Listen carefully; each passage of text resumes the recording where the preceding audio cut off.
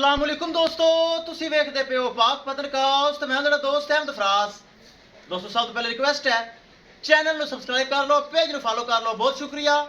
मौजूदा पता अड्डा बुंगा हयात, तहसीलो जिला पाक पतन शरीफ। मोबाइल नंबर है साडा 0300 87 54 743। व्हाट्सएप नंबर भी यही है जी, लोकल नंबर भी यही है। माशाल्लाह जर्सी फ्रीजियन पहले सफेद लगाई, तला गंद गई माशाल्लाह। वो लै गया सी तारक अब्बास साहब भाई। ए माशाल्लाह गुजरात साढ़े भरावीर गुजरात जैलम खारियां वजीराबाद सुन रहे हैं, साड़ा सल्यूट है। एतमाद करते हैं, भरोसा करते हैं, परचेज करते हैं गावां। वाजिद अली भाई बहुत अच्छा। वाजिद अली भाई गुजरात बह के एतमाद किया, भरोसा किया और 3,95,000 रुपये डिमांड सी ते 3,80,000 रुपये सौदा होया। अल्लाह ताला मालक ने नसीब करे। 15,000 रुपये डिस्काउंट किया, 380 च माशाल्लाह गुजरात जा रही। अल्लाह ताला मालक ने नसीब करे।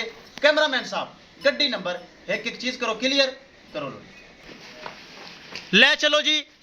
अल्लाह ताला वाजिद भाई दे नसीब करे। जो जानवर लगता है अल्हम्दुलिल्लाह सेल होंदा है, ताकि तुहाडे भरा फराज दा एतमाद भरोसा गारंटी वाला काम है। दोस्तों वीडियो पसंद आए लाइक शेयर माशाल्लाह कमेंट लाजमी करना है। अगर किसी भरा ने चैनल को सबसक्राइब नहीं किया लाजमी कर लो, ताकि साड़ी हर लेटेस्ट आने वाली वीडियो मेरे सबसक्राइबर देख सकन। माशाल्लाह तुहाडे भरा फराज कोल ए जे ब्रीड है, चेक करो। ए जे तोहफे होंदे जे तुहाडे भरा फराज कोल। डबियां कोनियां ते गब्बन है, एक हफ्ता लवेगी तो चंगा वाना ठोक सी। नस्ल आप लैनी हो है जी भरावां खुश करे। कोई एक भी क्लेम नहीं है, ताकि जानवर लेना अच्छा।